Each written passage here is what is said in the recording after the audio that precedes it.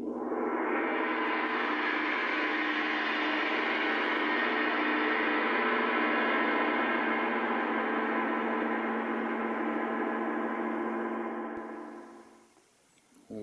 that's a bit dark. Hang on. Right, let's see how we go, shall we? Yeah, I think I've got all the bits on. I think I've got everything covered in paint. What more can you ask for, really? Yeah, so I think it's done. I'm sure it's done. I cannot think of other things I should have been up to. What do we think? We think this is actually a very good model. Look at that. UFO.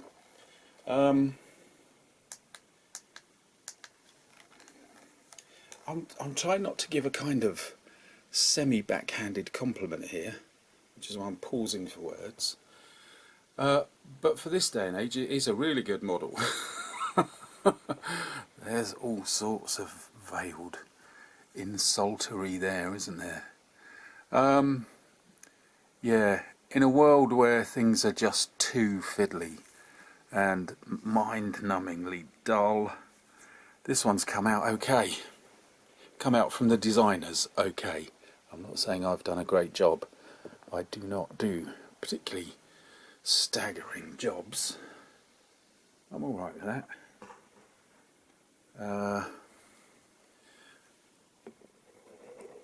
Yeah, it's on the right side of all of that kind of thing, which I'm pleased with. It's nice to see a modern model that isn't absolutely bonkers, and that you can feel, therefore you can feel that you can take liberties with it, that you can, you know, throw a bit of mud around or have bits and pieces looking like there's wear and tear, because I tend to feel when these models are hyper detailed and so on that I shouldn't be obscuring the detail or slapping it with mud or rust or something.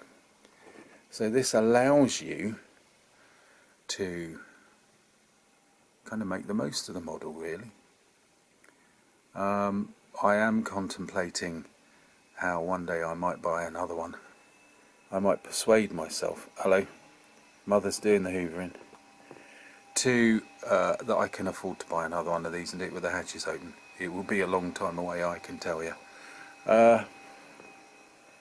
As for my modelling skills, well, I don't think they're ever going to be up at the professional level, but this wasn't too much for me, and I didn't want to overdo it with the muck and the wear and tear, because these weren't really, if it's like, you know, the Western version, as suggested by the box art, it might be in Berlin.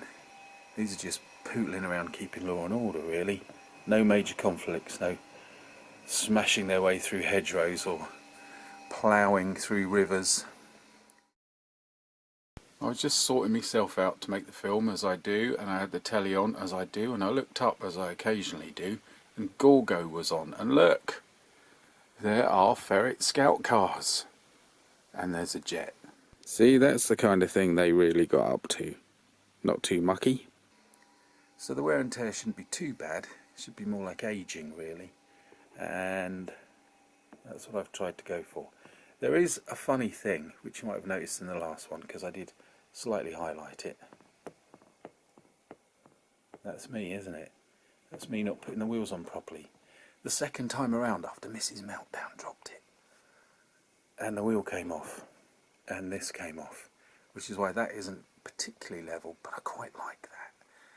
And having one wheel that isn't level, it goes, I've said it before, one of these days I'm going to build a tank where some of the wheels are, the suspension is compressed as if it's going over a bump, a rock, or a light obstacle, because they're always on the flat, aren't they?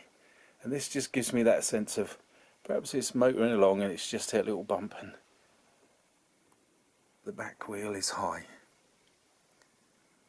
So there's always, you get a finisher model and it's like a hydra's head.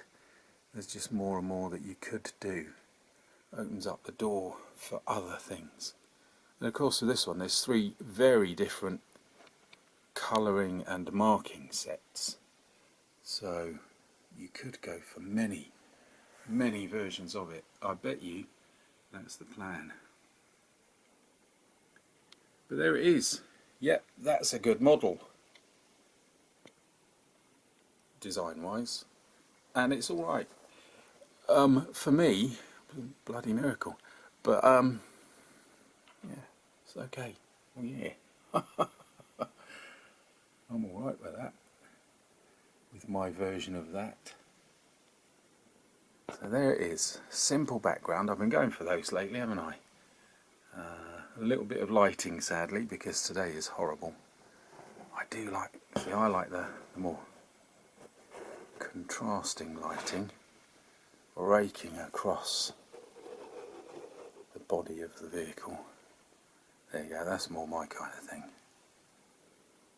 Look, oh, aren't armoured cars interesting?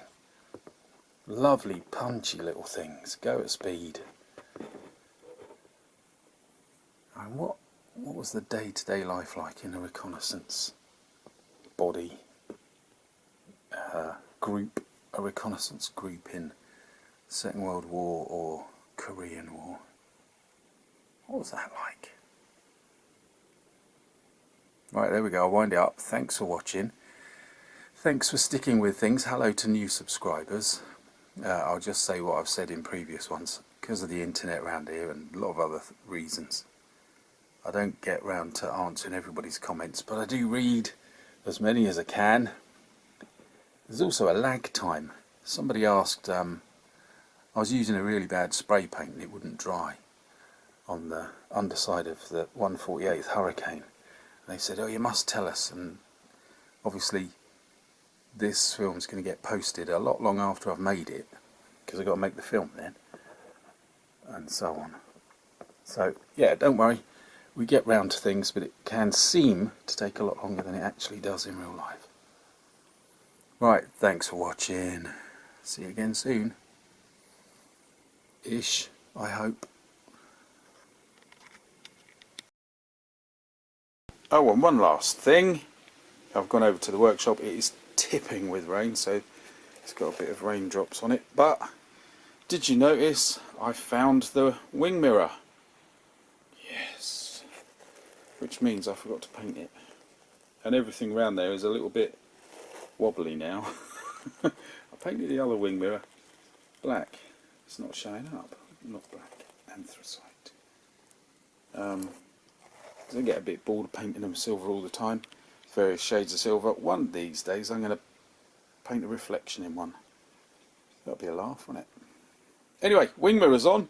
That means all the parts are on. Fantastic.